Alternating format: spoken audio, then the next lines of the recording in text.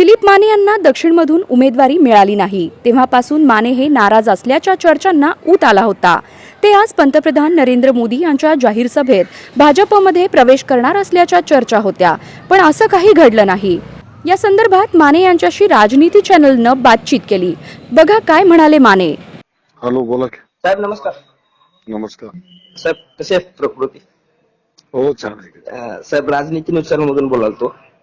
हो, बोला की साहेब काय नाही, काल सोशल मीडियावर एक चर्चा होती हो खूप मोठ्या प्रमाणात की आपण भाजपमध्ये प्रवेश करणार। आज पंतप्रधान नरेंद्र मोदी यांची सभा सोलापुरात पार पडली, हो त्यामध्ये असं काही चित्र दिसलं नाही, काय सांगाल साहेब?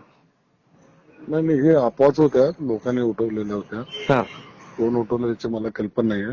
हा माझा कोणाशी संपर्क नाही, मी भाजपमध्ये प्रवेश करणारच नव्हतो। हा आणि काय माझं तसं काही ठरलेलं पण नव्हतं आणि कुणाशी संपर्क पण नव्हता। त्यामुळे हे आता लक्षात आलं, ही अफवा होती मला मग साहेब साहेबांची सभा झाल्यावर। तर साहेब आता आपली पुढची म्हणजे आपण आता महाविकास आघाडीकडून काम करणार आहे का अपक्ष म्हणून धर्मराज? नाही नाही, मी ते अजून उद्या परवाशी ठरवतो। हा, धर्मराज काळजे साहेबांची पण आपण काल ते आपल्या बंगल्यावर आले अशी माहिती होती। नाही ते येतात, नेहमी येतात। माझ्या आजारी असल्यामुळं त्यांनी कुठं भेटण्यापेक्षा डोळ्याचं झालं ना, इन्फेक्शन चालत नाही ते।